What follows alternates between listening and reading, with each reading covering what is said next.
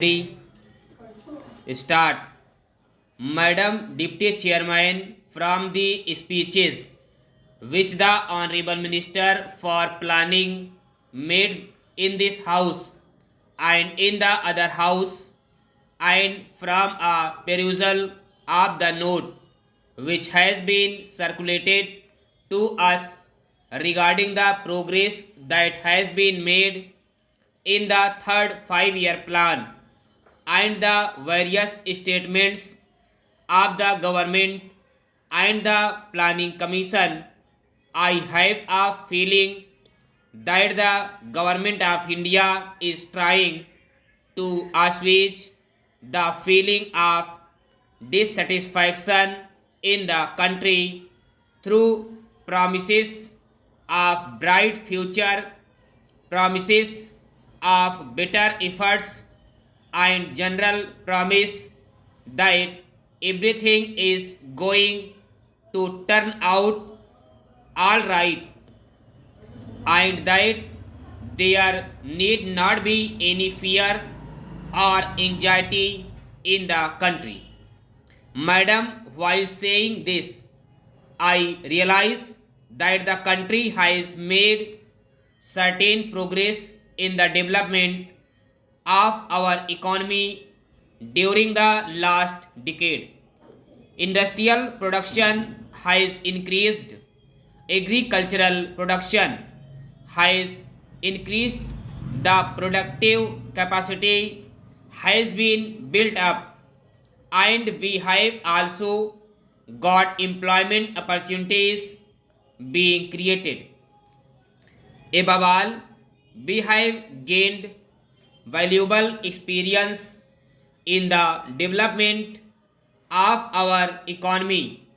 especially in planning, and these are all to the credit side of the plan. Unfortunately, madam, the price that we have paid for this progress is rather heavy.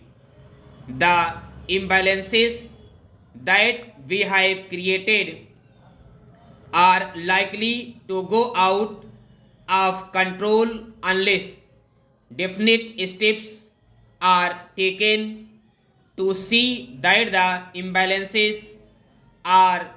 corrected at the earlier opportunity. The problem of the distribution of income that is generated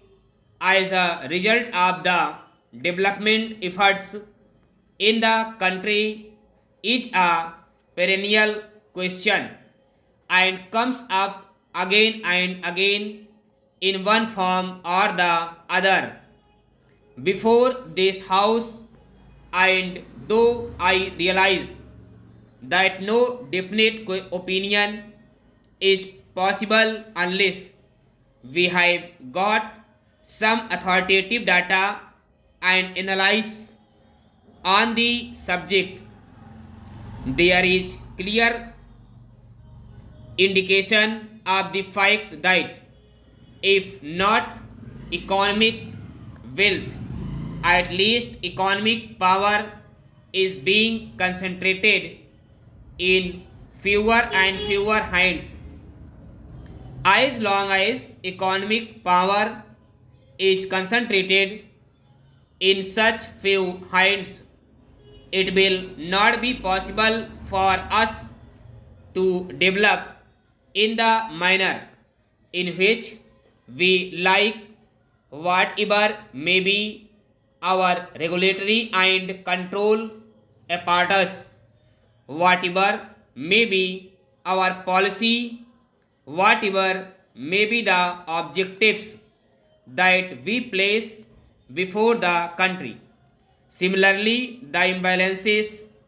between the rural and the urban sector is also increasing. I do not know whether in the rural